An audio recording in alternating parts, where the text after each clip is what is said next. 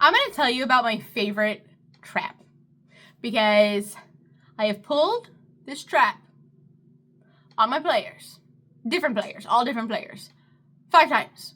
At 5 campaigns, I have pulled this trap 5 times. And let me tell you, it has never failed. It has never failed to be an interesting encounter, to be an entertaining encounter, and to be an encounter that my players never forget. And they never, ever look at a coat the same way again. Hi, hello, and thank you so much for coming to my channel. I appreciate you being here. Today, I'm going to tell you about a trap that has caveat to it. It does have one caveat to it. It requires you to use the 2014 version of a monster because the 2024 version of the monster sucks. It just sucks. The monster in question that I am talking about is a cloaker. I'm going to put a cloaker on screen. This is a cloaker. And the thing about cloakers is that when they do not move, whenever they're not moving in the 2014 version, they're indistinguishable from a coat. And that is an exciting feature because no one suspects coats. I don't know why. I don't know what it is about coats, but coats are very unexpected. They expect hats. They expect like weapons. They expect carpets or like furniture or treasure chest or anything like that, but they never think of coats. So, what is the scenario? The scenario is your players are going to be in the wilderness somewhere. Okay? And they're going to be next to a body of water. That's very important. I've done this in a forest and I've done this in a cave.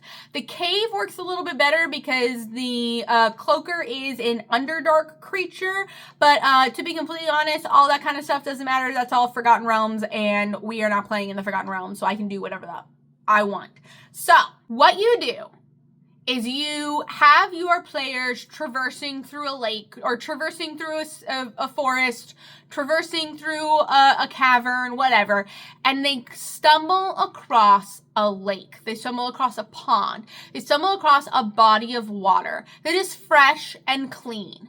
The body of water looks nice. Maybe there's reeds growing in it. Maybe there's mushrooms growing around it. You know, there are signs of life that this water is not poisonous. And on the side of the lake is a pile of clothes. Now, it depends on how high a level your party is. I tend to do this to them pretty low, so it tends to be 1 or 2 piles of clothes or 1 pile of clothes. But it could be 2 piles of clothes if you really, really wanted to, and then you could get some ropers or something to come in as well. But there is a pile of clothes next to the lake, and it's underwear, socks, shirt, like shoes, like the whole 9 yards.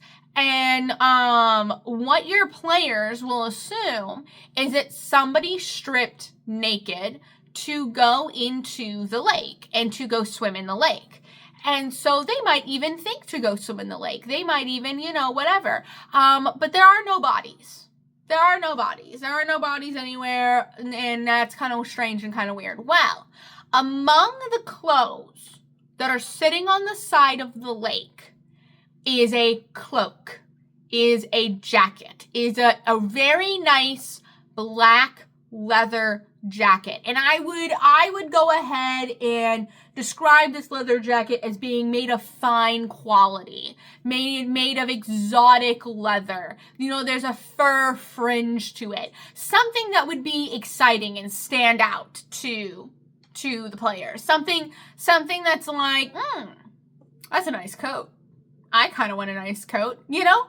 And so what they would do is they would investigate the coat. All 5 people did this, by the way. They would investigate the coat because I would make note of the coat and they'd be like, oh, the coat. And then they would investigate the coat.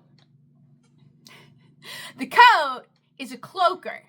The coat has found this spot as a good hunting spot. Because cloakers have general intelligence, they found this spot as a good hunting spot, as a good spot to prey upon humans and eat people and eat things, because it's a watering hole. Watering holes are a great place for predators to hang around, because everything's got to drink, everything's got to, everything needs water, and so it hangs out around here and waits for people to come and sniff the clothes, and then ambushes the people, right?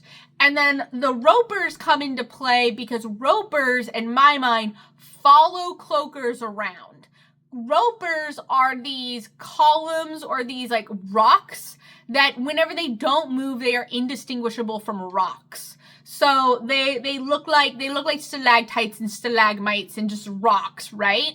And so wherever the cloakers go, the ropers go, because the ropers feed on the cloakers' leftovers, right? So these cloakers are sitting on these next to these piles of clothes, waiting for the player to pick them up. And I would just say, no matter what the player rolls, it is indistinguishable from a coat. It is indistinguishable from a coat. So you wait for them to make an investigation check. An investigation check, the difference between an investigation check and a perception check is that an investigation check requires you to touch the object. I have always distinguished that investigation, you touch the object. Perception, you look at the object. So once they pick up the cloak then attacks the person and gets a surprise round. Now, here's the fun thing about cloakers. They get on top of the person's head, wrap around the person's head, and chew on them while they suffocate them at the same time. So the cloak wraps around the man's head, but here's the thing. The cloaker does not look like a monster. It just looks like the player character got a coat wrapped around their head. It is not until the other player characters take a good look at the thing around his head that they realize that it is a monster. And then the battle can begin. But this is like my favorite trap, because they don't ever expect a coat. It is always just, it's so easy to get them. It's so easy to get them with this. And I understand that, like, I am not the player's enemy. I understand this. But also, it is so satisfying to have a trap that you set go off. And, like, they're fucked because of it. It's so satisfying. And so I wouldn't necessarily put, like, a lot of stuff against them. I wouldn't make this, like, a deadly fight. But I would make this a life lesson that maybe not everything is as it seems.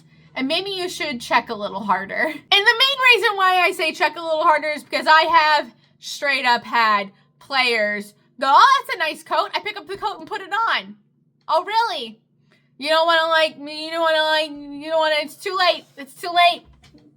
Over your head it goes. All over your head it goes. So that is my favorite trap to pull on unsuspecting players. Again, I will say that it requires you to do the 2014 cloaker, not the 2024 cloaker. In the 2024 cloaker, they took out the indistinguishable, and they also gave it like sensitivity to sunlight, which was so stupid. I really dislike the 2024 Monster Manual. It's really funny because the 2024 Monster Manual was the book that I was the most looking forward to, and it became the book whenever it came out that I was the most disappointed in. Because they took away all the fun stuff from all the monsters to try to streamline it. They took away all the fun stuff. So yeah, that is my favorite trap to set on my players. I have set it 5 times. It has worked all 5 times.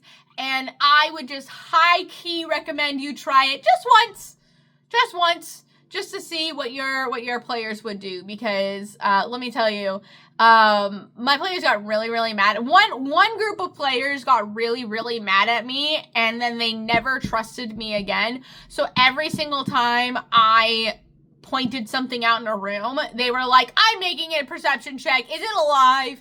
And it's like, it's not how cloakers work, but okay. One group, I got them twice with cloakers. And that was a lot of fun.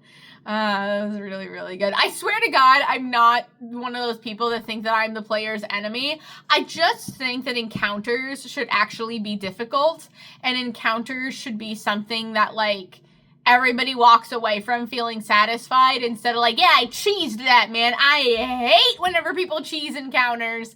And so I like walking away. I like walking away from encounters satisfied.